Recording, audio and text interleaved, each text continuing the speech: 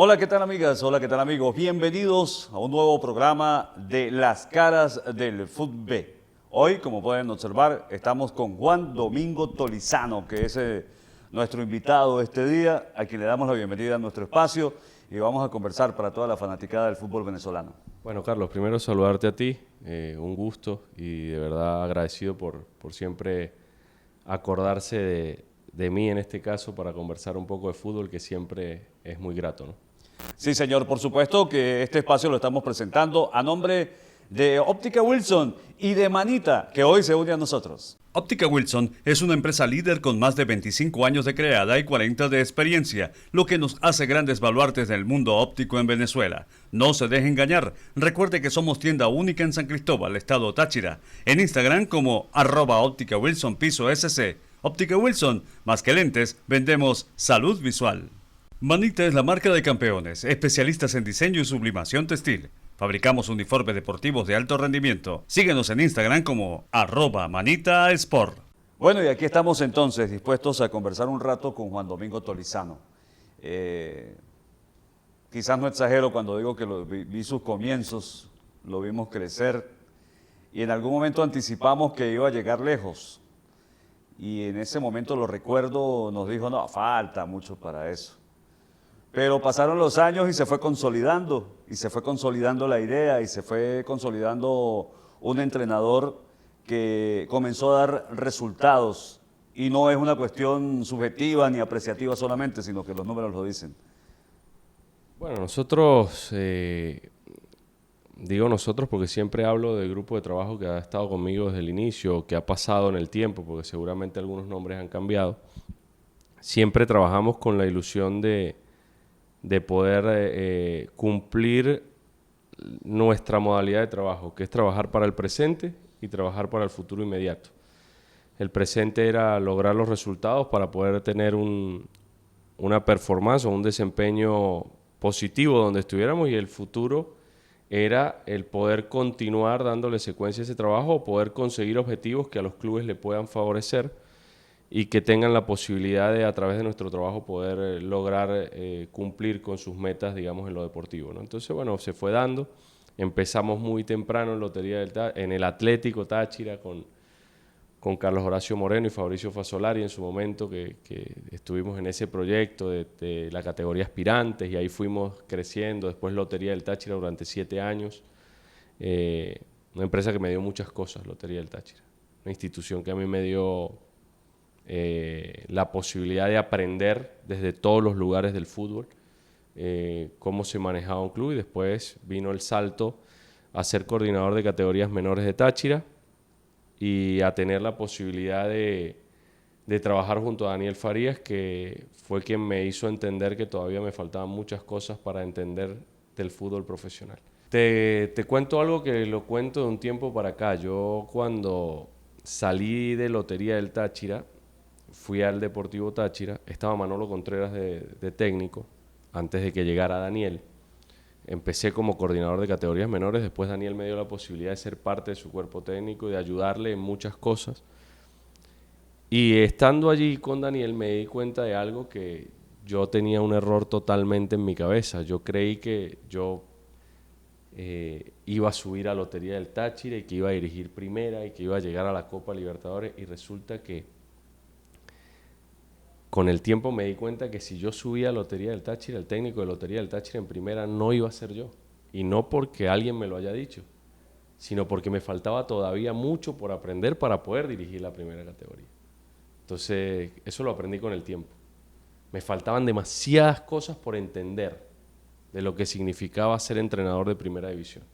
Y ahí tuve la gran posibilidad de hacer algo que Lino Alonso me lo dijo en alguna oportunidad y que me marcó. Y esto se lo digo a los que están empezando en el fútbol, ¿no? Lino me dijo que si yo quería ser un buen entrenador, tenía que ser el mejor asistente.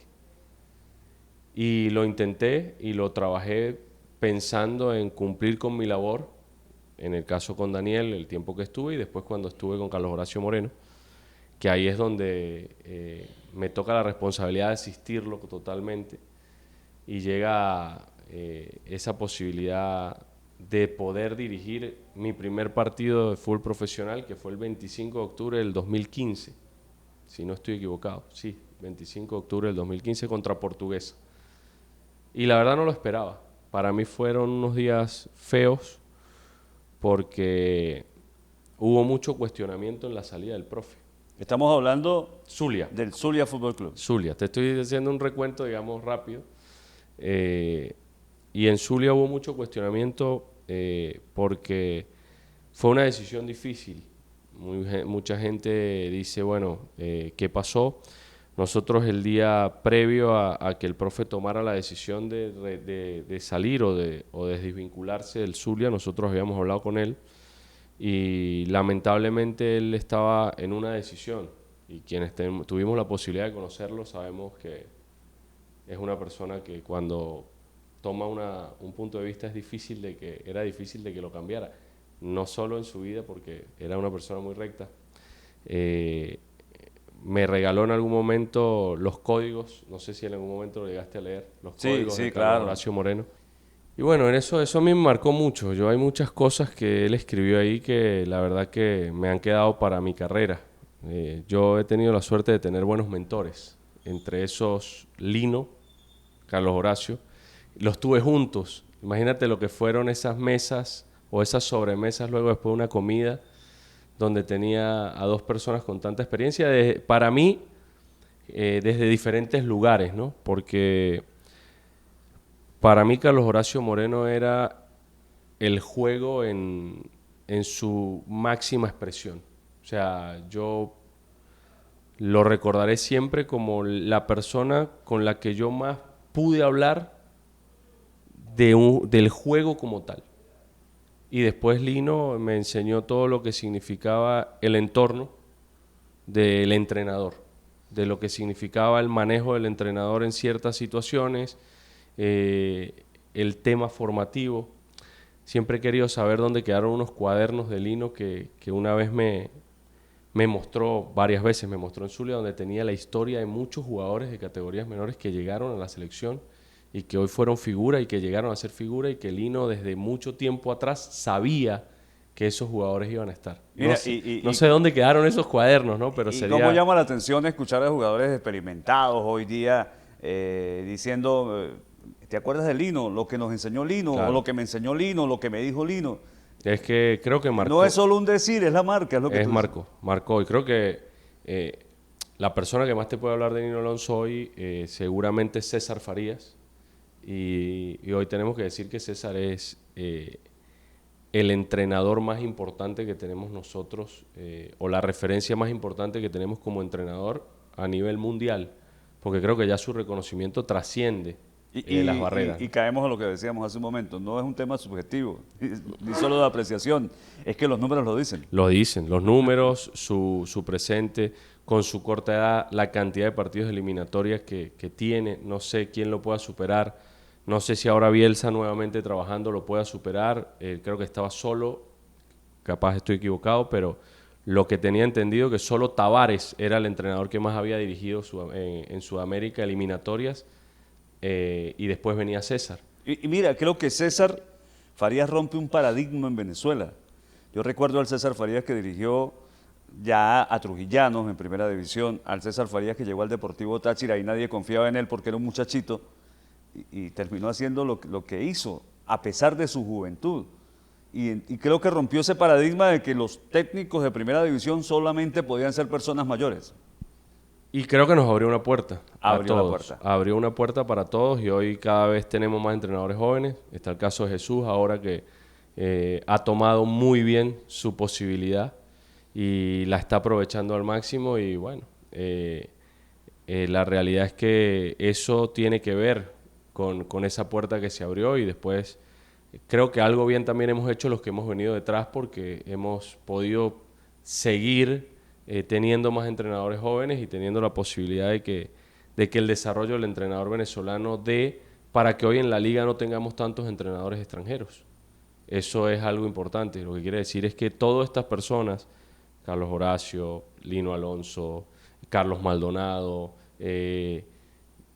Plasencia, José Hernández, han dejado un legado para que nosotros podamos desarrollar un trabajo y seamos competitivos para poder mantenernos vigentes en lo que significa el fútbol venezolano. Vamos a hacer una pausa para hablarles de Óptica Wilson y de Manita, nuestros patrocinadores. Óptica Wilson es una empresa líder con más de 25 años de creada y 40 de experiencia, lo que nos hace grandes baluartes del mundo óptico en Venezuela. No se deje engañar. Recuerde que somos tienda única en San Cristóbal, estado Táchira. En Instagram como @Óptica Wilson piso SC. Óptica Wilson, más que lentes, vendemos salud visual. Manita es la marca de campeones, especialistas en diseño y sublimación textil. Fabricamos uniformes deportivos de alto rendimiento. Síguenos en Instagram como @ManitaSport. Seguimos en esta charla con Juan Domingo Tolizano. Hablamos de temas muy interesantes, ¿no? De Lino Alonso, de las experiencias, de esa cantidad de figuras tan importantes en el fútbol, conocedoras del fútbol y conocedoras de la vida. Juan Domingo Tolizano es de San Cristóbal, del Táchira, pero de apellido Tolizano. Expliquémosle a la gente, no todo el mundo sabe en el ámbito del fútbol venezolano, porque un apellido Tolizano que no tiene nada que ver con los Andes venezolanos aparece en el ámbito de nuestro balompié. Bueno, mi familia proviene de descendencia italiana, de ancestros pasados. Mi abuelo, mis padres argentinos, mi padre, mi tío, mis padres, porque para mí son mis dos padres, mi tío Ángel y mi papá, son nacidos en Argentina y vienen a Venezuela a jugar fútbol, mi tío, y a través de eso, con una Venezuela en los años 70 muy pujante, muy creciente, vino toda la familia. Y así se establecen acá. El otro día, mi tío llegó a San Cristóbal, el otro día lo contaba, llegó a San Cristóbal medio de rebote porque él iba a Estudiantes de Mérida. Entonces capaz, si él hubiese estado en Estudiantes de Mérida, que al final no terminó quedándose y terminó jugando y haciendo raíces en San Cristóbal, nosotros no hubiésemos tenido esta historia en el estado o en la ciudad. Y bueno, se quedaron, vino mi papá, vinieron mis abuelos y bueno, se quedaron, nacimos nosotros, se casaron con mi mamá y mi tía son de acá y así que bueno. Sí, aquí quedamos, casi que decir Tolizano es decir, es de San Cristóbal. Eso, exacto. Nosotros no podemos, a mí la gente me pregunta, ¿no? Hoy en el fútbol, de qué equipo soy fanático. Bueno, yo crecí en San Cristóbal y nací en Pueblo Nuevo viendo cosas, mi tío jugó ahí, estábamos muy identificados y bueno, la realidad es que después el profesionalismo te va cambiando un poco los fanatismos, pero estando afuera, cuando me tocó estar, siempre ver un partido del Deportivo Táchira era como algo natural y ligar para adelante tampoco es algo que dejamos de hacer, sobre todo cuando le toca competir internacionalmente. Lo que hicieron en Brasil contra Santos, la verdad que lo celebramos desde un buen lugar, porque creo que todo ese tipo de cosas son logros no solo para el fútbol, sino también para la ciudad de donde uno proviene. Además, yo creo que eso se tiene que terminar, ¿no? Yo creo que todo el mundo tiene derecho a ser aficionado al equipo que desee, sin ningún tipo de problema, sin que eso sea pecado. Por supuesto, sin dejar de perder el profesionalismo, pero poder decir cuál es tu equipo, ¿no? El mío es Magallanes. ¿Cuál es tu equipo? El mío es Trotamundos de Carabobo. No, que cuál es, bueno, Táchira, Caracas, ¿cuál es el problema? O sea, es una cuestión de gustos. Es una cuestión de folclore y capaz en muchos arraigos hay cosas que no gustan, pero ya llevándolo a otras latitudes, ¿cuántos jugadores no han jugado en el Real Madrid, en el Barcelona? ¿Cuántos jugadores no han jugado en Boca y en River? Y nosotros hemos tenido casos de Táchira y Caracas. Eso no marca el profesionalismo ni marca tampoco tu pasado. No es que tú estás dejando de lado una parte de ti por de repente trabajar, en este caso los que están en el fútbol, de trabajar con otra institución.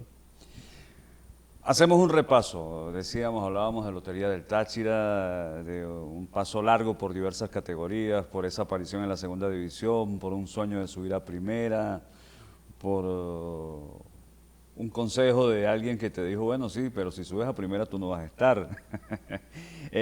Hablamos de un Zulia Fútbol Club donde se presentó la primera oportunidad, donde había que tomar una decisión y se tomó, y una decisión acertada porque abrió muchas puertas. Carabobo, Mineros, a ver cómo viene el orden. Carabobo, Mineros, Táchira. Carabobo, Mineros, Táchira.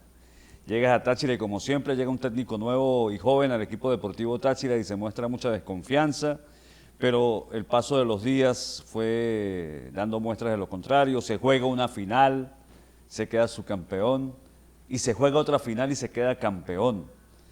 De Táchira te vas otra vez para Carabobo. No, Antofagasta. Antofagasta de Chile. Antofagasta de Chile.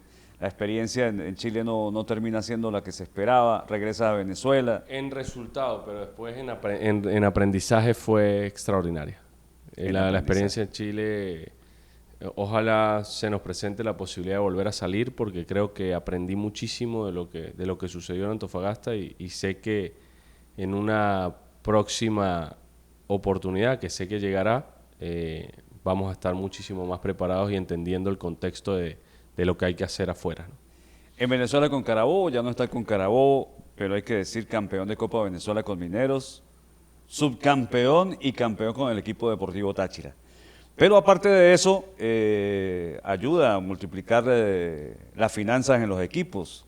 ¿Cuántas veces ha clasificado a torneos internacionales Juan Domingo Tolizano?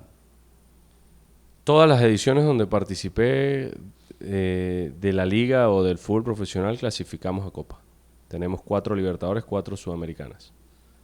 Como cuerpo técnico siempre hemos estado en los primeros lugares, digamos, en la posibilidad de estar siempre en Copa. Y tenemos la clasificación a fase de grupos en Chile, que a pesar de que no fue bien, nosotros pasamos la fase previa ante Unión Española y le dimos la posibilidad de que Antofagasta por primera vez en su historia jugara una competición de grupos internacional. Sin hablar de modestias, porque no estamos hablando de eso, estamos hablando de números, de resultados. ¿Cómo, cuando sacas una evaluación de lo que ha sido la carrera de Juan Domingo Tolizano hasta el día de hoy, con lo que hemos contado, la Copa Venezuela, el subcampeonato de Táchira, la estrella con Táchira, que muchos no creían, pero llegó, ¿cómo ha sido la carrera hasta ahora de Juan Domingo Tolizano? Bueno, yo creo que nosotros hemos sido competitivos, Carlos. Siempre competimos, siempre estamos en la posibilidad de a través de nuestra forma de jugar, a través de nuestra forma de expresión del juego, competir, y lo hemos alcanzado en diferentes contextos. Nosotros, cuando yo empecé a dirigir, el Carabobo que dirigí, era un equipo todos mis equipos son en vocación ofensiva realmente, pero ese Carabobo era un equipo kamikaze. Yo defendía con 2 atrás, en muchos momentos quedaba muy desprotegido, y así llegué a Mineros hasta que en el primer semestre de Mineros nos hicieron todos los goles habidos y por haber. O sea, ese semestre la pasamos mal, el primer semestre de Mineros, y después de ese primer semestre viene un año donde jugamos 3 finales. Jugamos la final del Clausura, la final de la Copa Venezuela y la final de la Apertura del año siguiente. Tuvimos un año 3 finales, y la verdad que esa expresión de juego de Minero fue muy buena, y ahí empezamos a aprender a defendernos un poco mejor, a ser un poquito más equilibrados sin perder la vocación ofensiva, y eso nos ha llevado a entender de que estamos preparados hoy para jugar o para trabajar en contextos diferentes. No es lo mismo dirigir el Deportivo Táchira que dirigir otro club, con el respeto que me merecen los demás clubes. ¿Por qué? Porque Táchira tiene una obligación. La historia lo obliga. A Táchira y a Caracas lo obliga la historia.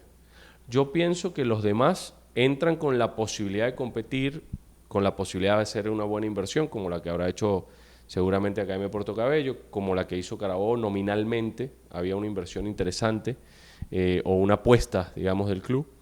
Y por eso nosotros nos tentamos a estar, porque creíamos que con nuestra experiencia, que no es tanta, pero con nuestra posibilidad de competir, con ese plantel que habíamos armado, nosotros íbamos a tener la posibilidad de sobrellevar lo que significa los pesos de otras cosas, la historia, otras inversiones, la obligación de otros clubes. Y yo le decía a mucha gente que el año pasado fue un año atípico, porque en el 2022 ni Táchira ni Caracas estuvieron en la definición. Entonces eso no va a ser muy frecuente en nuestro fútbol. No es muy frecuente. No es de todo el tiempo. Si no sé, suma la cantidad de campeonatos que tienen, súmalo a Zamora y a Lara, que en algún momento ganaron muchas veces, y al Unión Atlético Maracaibo después, todos son de Táchira y de Caracas. Esa es la realidad. Entonces, cuando nosotros vinimos al Deportivo Táchira, fue nuestro momento, y fue un momento, como dicen por allí, los tiempos de Dios terminan siendo perfectos. Yo estaba en Argentina, observando trabajos, viendo equipos, entrevistándome con entrenadores, comiendo asadito también. Eso es típico de la familia. No lo dejamos de hacer, ¿no? Pero tuvimos la posibilidad de estar allí, y yo tenía regreso para el 11 de abril. Y empezaron los problemas del cierre de la frontera, el tema de las ayudas humanitarias que no pudieron pasar en aquel entonces, que había un tema en nuestro país bastante fuerte. Y yo decido cambiar el boleto para el 1 de abril. Y entonces yo dije, bueno, me voy a ir el 1 porque si pasa algo, mi familia está allá, yo me quedo afuera, no. Me regresé. Y el día que me regresé, estoy esperando en la cinta del aeropuerto de Maiquetía la maleta para ya sacarla, para salir hacia Caracas, y me llama una persona del Deportivo Táchira, que sí podía conversar. Yo le dije que estaba llegando al país, que me iba a San Cristóbal el día siguiente, y me pidieron que era el lunes de carnaval, creo, o de, no sé, creo que sí, lunes de carnaval, puede ser carnaval. Festivo. Era festivo, no sé, tenía que quedarme hasta el miércoles en Caracas para conversar con el presidente del club y el gerente, y el día miércoles tomé las riendas del Deportivo Táchira, con una conversación de 10 minutos. Entonces, bueno, nosotros asumimos el rol y llegamos en un momento muy difícil. No había luz en la ciudad. Nosotros volamos desde Caracas a La Fría en el apagón.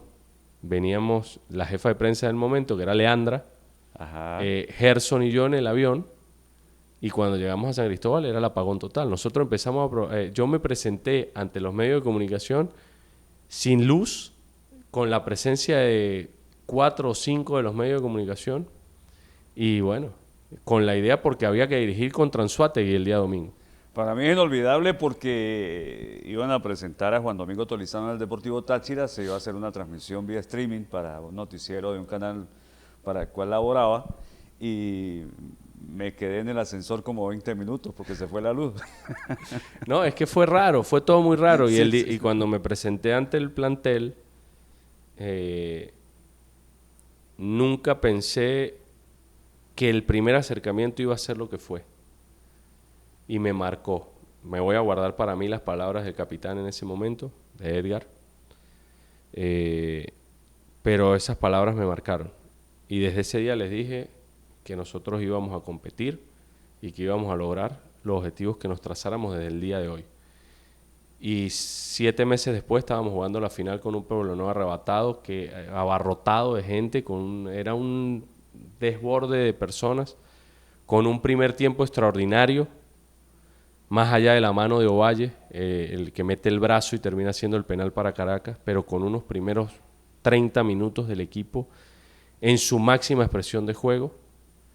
Y lamentablemente en la última jugada del partido, Trejo suelta una marca. Nunca se lo voy a perdonar a Lucas. Cada vez que hablamos de esto, él se ríe porque, claro, le dio un poquito de espacio a Villanueva y Villanueva logró impactar. Fíjate que en ese partido hay una curiosidad, ¿no? José Contreras se había lesionado en la semifinal contra La Guaira, el aductor. Y José Contreras hizo todo lo posible por llegar. Estaba Baker. Y el día antes, reunión médica, Manuel Oliveros, Gilberto Abreu, el doctor Silva, los fisioterapeutas y yo. Y Manuel Oliveros y el doctor Abreu, la verdad que me dicen que José está lesionado, que él quiere jugar, pero que está lesionado. Y bueno, me fui por la creencia. Dije, voy a poner un arquero que esté en 100% de posibilidades. Estadísticamente Baker no había podido sacar arcos en cero. En la semifinal contra La Guaira, que salió a calentar José y no pudo comenzar el partido, Baker había hecho un partidazo y el gol fue en el minuto 90. Un remate de Arles que pega en el palo y le pega en la espalda a Baker. Y Baker ese año le estaba costando sacar cero.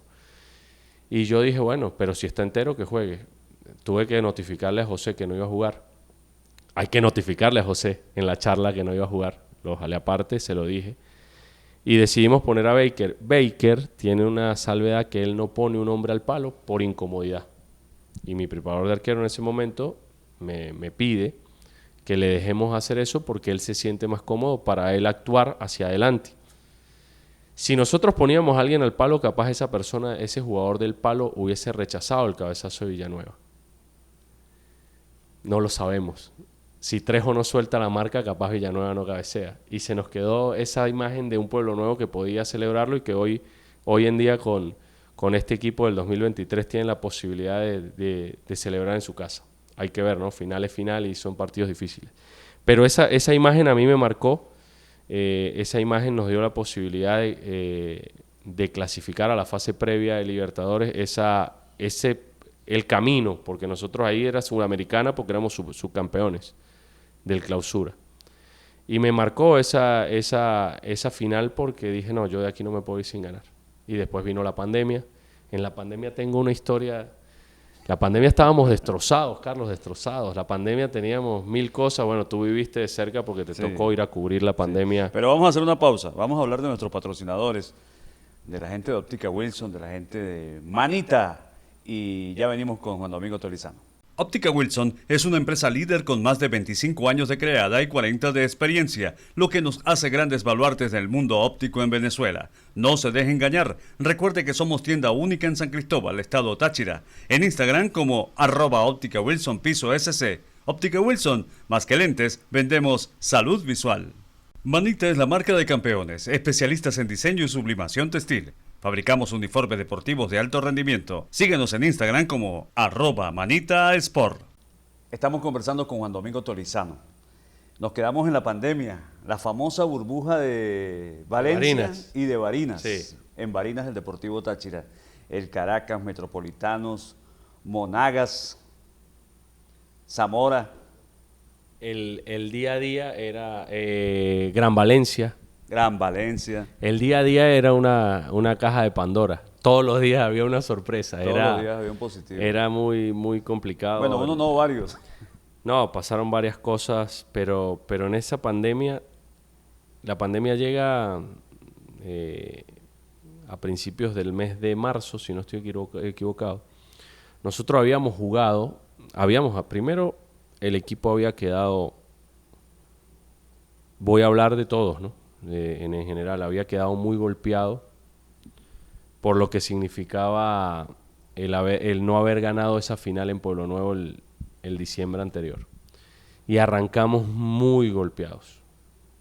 Nos costó, hubo un éxodo de jugadores muy importantes, nos costó armar el plantel. El equipo era desbalanceado en muchos aspectos, los jugadores que vinieron tarde. Y fuimos a jugar contra Independiente. Jugamos el primer partido con Academia de Puerto Cabello de Carlos Maldonado. Empatamos 0-0. Y fuimos a jugar el partido con Independiente Medellín allá y perdimos 4-0. Con 10 hombres se hizo expulsar Sema Velázquez, que había llegado tarde. Koufati había llegado tarde. Los muchachos argentinos Liendo y Fogli habían llegado también un poco tarde. Lo de José hasta último momento no se sabía si se quedaba. O sea, yo tengo una foto con José Contreras, el portero. Sí. Yo tengo una foto con los 6 que se quedaron del año anterior, digamos, los 6 que continuaban. Esa foto la tengo para el recuerdo. Velasco, Contreras, Cermeño, Camacho, Greco y Marlon. Ellos fueron los 6 artífices de la pandemia, de llevar al grupo, porque eran los que venían conmigo del torneo anterior, más todos los jóvenes, que tengo otra foto con ese grupo de juveniles que hoy me alegra, casi todos son jugadores profesionales. Calzadilla, Ronaldo, Pipo, Quintero, Tegues, ¿quién más tenía yo por allí? Ahí estaba Cruz, bueno, todos ellos en esa foto sin camisa mostrando la musculatura, porque era un tema que yo les decía que si no crecían muscularmente no iban a jugar. Entonces en el último partido ellos se tomaron una foto conmigo en el medio y ellos todos mostrando toda su musculatura que había crecido mucho a lo largo del tiempo. Son 2 fotos que me quedaron para el recuerdo digamos, de esa pandemia. Pero lo que te quería contar es que perdemos en Medellín, venimos, jugamos acá y el equipo venía mal. No le encontrábamos la vuelta, Carlos. Era un equipo que no jugaba bien, que era muy diferente a lo anterior y que estábamos muy golpeados. Y jugábamos la fecha 7 contra el Caracas. En Caracas. Ay, papá. Y el equipo trabajando. En la semana se sale Cermeño con una molestia muscular. Teníamos un jugador suspendido, no recuerdo quién era. Estábamos muy escuetos para jugar contra el Caracas. Y te voy a decir la verdad ya después de un tiempo. Si yo jugaba ese partido contra Caracas, yo creo que hasta ahí era el técnico de Táchira. Porque había que darle un vuelco a la cosa. Se suspende el campeonato, se suspende el partido, se para el campeonato, se reinicia el campeonato y hacemos una pretemporada de 3 meses. Y creo que por la condición de la ciudad y por la condición de la estructura de Táchira, creo que fuimos el equipo que mejor se preparó.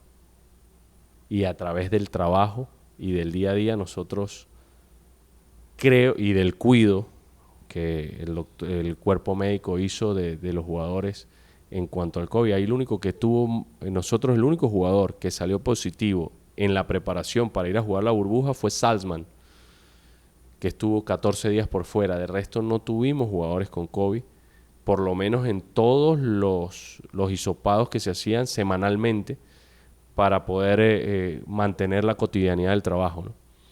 Empezamos trabajando por grupos, algunos jugadores con guantes, después asociando a algunos jugadores y terminamos soltándonos un poquito más de poder hacer trabajos grupales completos. No usábamos sparring, solo los jugadores principales, y creo que a través del trabajo nos permitió sobrellevar la pandemia porque llegábamos muy temprano a la alterna y nos íbamos cercano al mediodía y por lo menos pasábamos mediodía trabajando y pudimos desocupar un poco la cabeza. Cuando llegamos a la pandemia, en el hisopado que nos hicimos para viajar, nosotros viajamos el domingo y los resultados nos tendrían que haber dado el sábado, pero nos retrasaba el viaje y nosotros nos fuimos.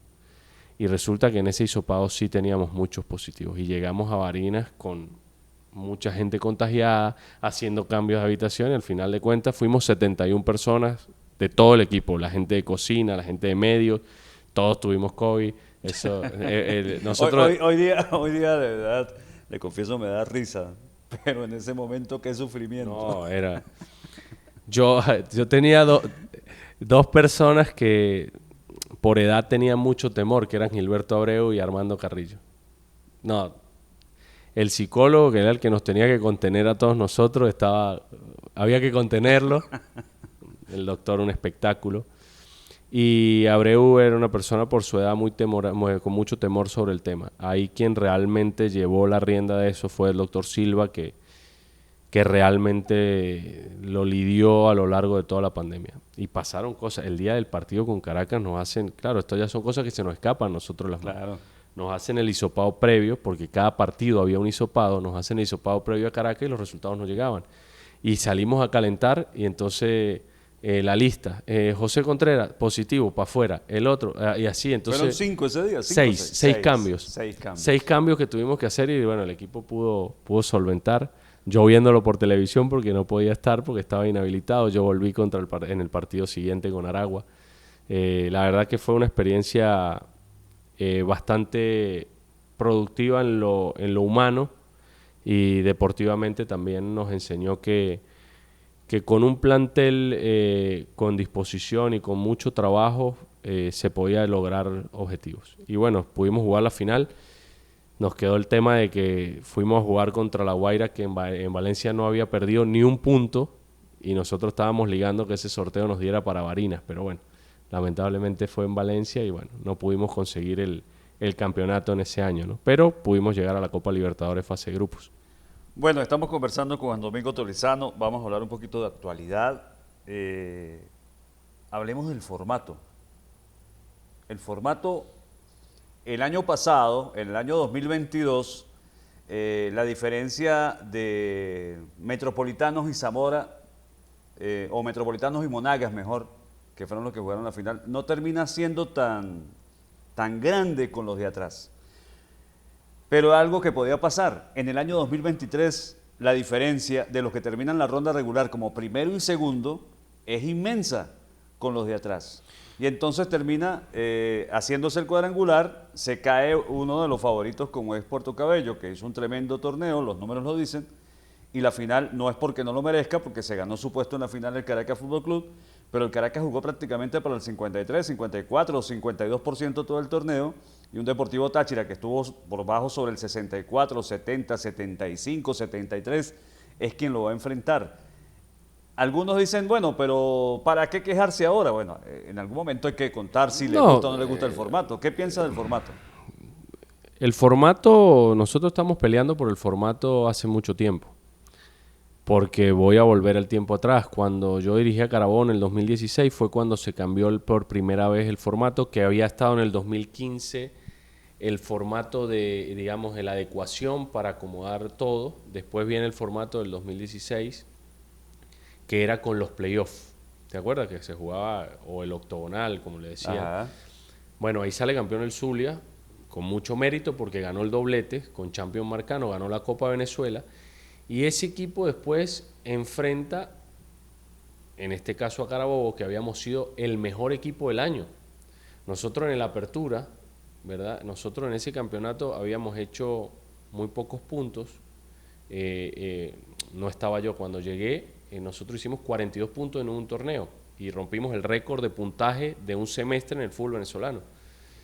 Y logramos meter por la tabla acumulada, empezando 17 puntos atrás, la fase de grupo, la fase previa de la Libertadores. El Zulia quedó octavo, entró en esas definiciones así como que en el último momento gana su partido y entra y termina siendo el campeón. Y habían equipos que habían sido mucho más regulares.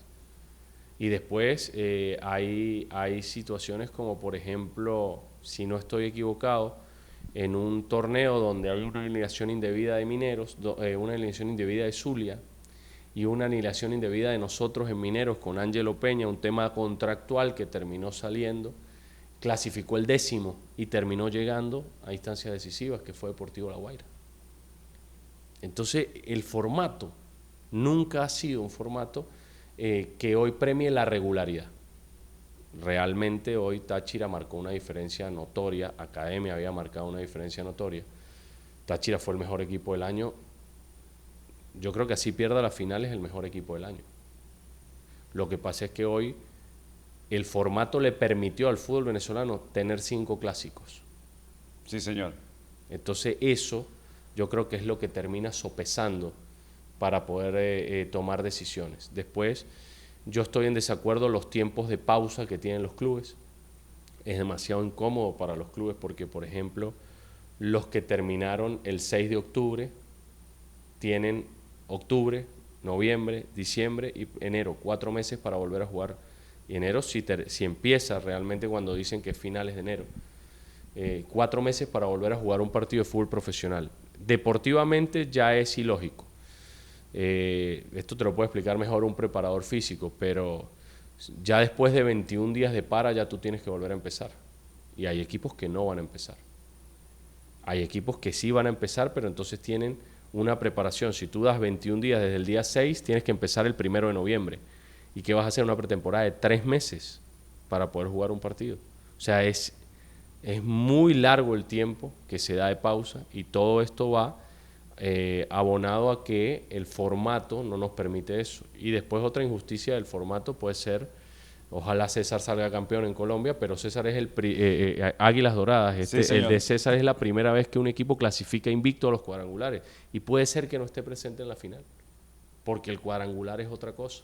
Entonces esto premia a equipos que, por ejemplo, en el caso voy a hablar de mi caso, Carabobo, nosotros perdimos 5 o 6 partidos, empatamos muchísimos, 11 creo, y nosotros estuvimos a 2 goles de estar. O sea, nosotros perdimos La definición con Caracas por goles. Un equipo que duró 17 partidos sin perder, pero no ganaba, y podía haber estado entre los 4. Y si hubiésemos estado entre los 4, capaz éramos animadores del cuadrangular, por juego, por estrategia, por capacidades, que es lo que termina pasando hoy con Caracas, que tiene mérito, porque la realidad es que hay que saber jugar estos partidos definitivos, hay que saber jugar con esta presión, pero no se premia la regularidad. El día que vuelvan los formatos apertura y clausura por puntos, la posibilidad de campeonato va a ser mucho menor para algunos y van a siempre los tradicionales a sacar partido. ¿Por qué? Porque en un torneo de apertura y clausura, en un torneo así no puedes perder, ya pierdes 3 partidos y capaz no eres candidato al título. Y aquí yo creo que lo voy a nombrar, pero con respeto. Caso Portuguesa, creo que Portuguesa llegó a tener 10 partidos perdidos, si no estoy equivocado. Y tuvo hasta la última fecha la opción de ser finalista. Entonces ahí es donde tú ves que no hay una, no hay una premiación a la regularidad, sino hay una premiación al momento de la definición. Entonces es ahí donde está el tema del formato. Si tuviera que votar Juan Domingo Tolizano, sería la apertura y la clausura. Es que a mí me gusta por puntos y que apertura y clausura. Si hubiese sido así, yo hubiese sido campeón muchas más veces, porque terminé primero en muchas oportunidades. Con Mineros terminé primero también, con Carabobo lo hice en el 2016, con Táchira en su momento también. Entonces tuviésemos más torneos ganados, evidentemente, y después la gente dice, es que a este no le gusta la definición. No, porque en los partidos de ida y vuelta, nosotros como cuerpo técnico tenemos un porcentaje de efectividad bastante alto. Entonces no es que no me guste eso. Este formato que se inventó o se generó tenía una sola explicación. Era llevar a los equipos venezolanos a tener mayor capacidad en este tipo de partidos para las competiciones internacionales. Pero creo que no marca una diferencia notoria esa posibilidad de jugar ese tipo de definiciones. Pero bueno, o sea, a mí me gusta apertura y clausura, a mí me gusta por puntos y una final absoluta al final de año para definir quién es el campeón absoluto. Ya casi terminando nuestra charla, que ha estado bastante interesante, porque son temas que no se tratan con regularidad. Hemos hablado de muchas cosas. Mucha gente todavía insiste en que el fútbol es el mismo, en que no tiene secretos, en que todos los entrenamientos tienen que ser a puerta abierta, porque tantas cosas que se dicen. Y Juan Domingo, aparte de que tiene muchos años en este tema del fútbol, creció en ese ambiente, ahí pendiente de su tío, pendiente de lo que le encantaba, que era el fútbol. Yo a veces le digo a algunas personas que, bueno, basta ver un partido entero de 40 años atrás y un partido entero de esta época para darse cuenta de muchísimos cambios. ¿Qué tanto ha cambiado el fútbol?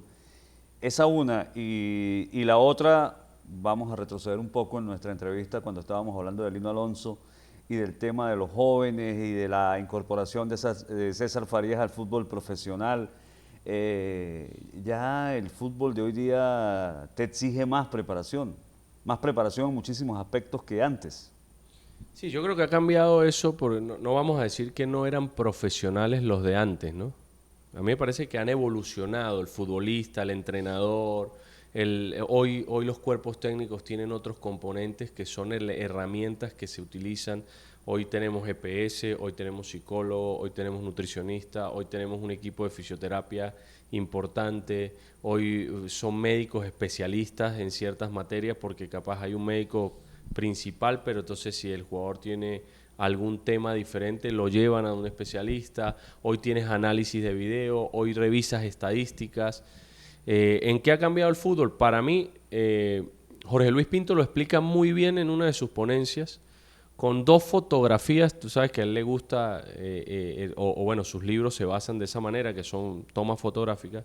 Él lo explica muy bien en 2 finales con 2 selecciones, Alemania y Argentina del 90 y Alemania y Argentina del 2014. Ahí explica la evolución del fútbol en reducción de espacios. La final del 90 se jugaba en 75 metros, en 80 metros, desde el delantero hasta el defensa central. La final del 2014 se jugaba en 40 metros desde el delantero al central.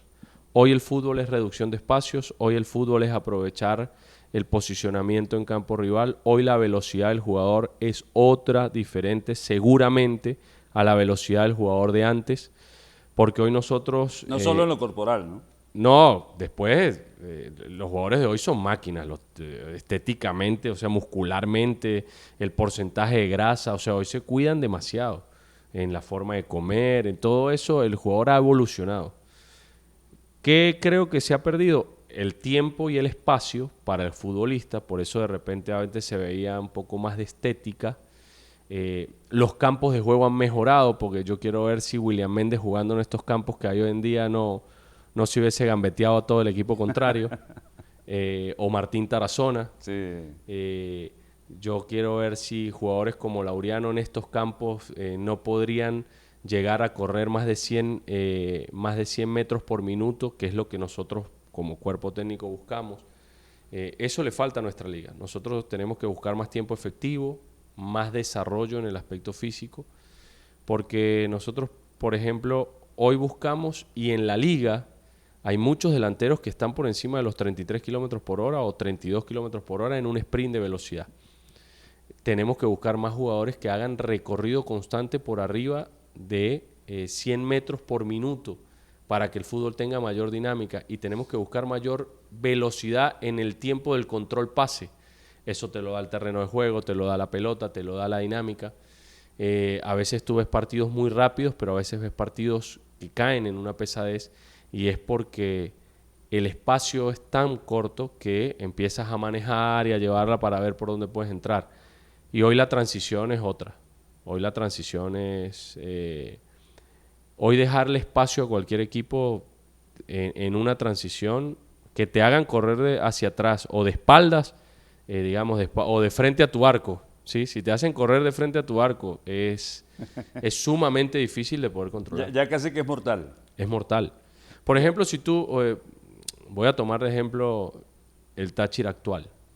Si tú pierdes una pelota en la mitad de la cancha hoy con un jugador como Cova o el Colorado que juega en la mitad, y él logra jugar hacia adelante para conseguir o a Ronaldo y a Esli, en el momento que ellos se giren y transporten, ya Teto está delante del lateral del equipo contrario. No en fuera de lugar, pero va a recibir delante del lateral del equipo contrario.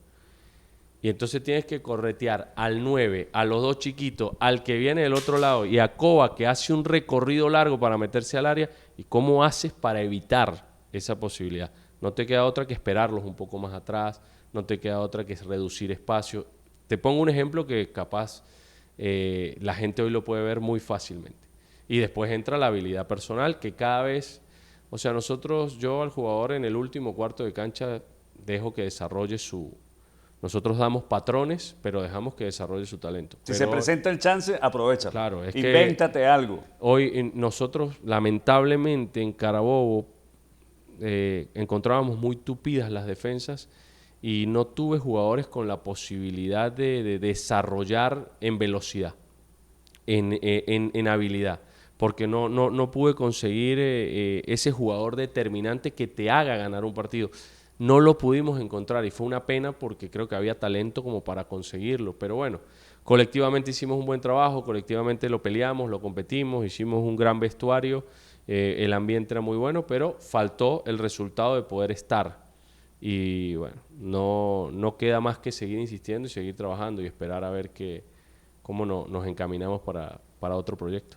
Bueno, en una sola respuesta me resolviste las dos interrogantes. Nunca olvido el primer día en que Daniel Farías, siendo director técnico del Deportivo Táchira, alguien le hizo una pregunta sobre Minino Flores. Hasta ese día no había sucedido, y ese día Daniel Farías le dijo, bueno, lo que pasa es que Minino hizo un recorrido de tantos metros, corrió a tanta velocidad, hizo esto, y en ese momento del partido ya sucedía tal situación, y por eso...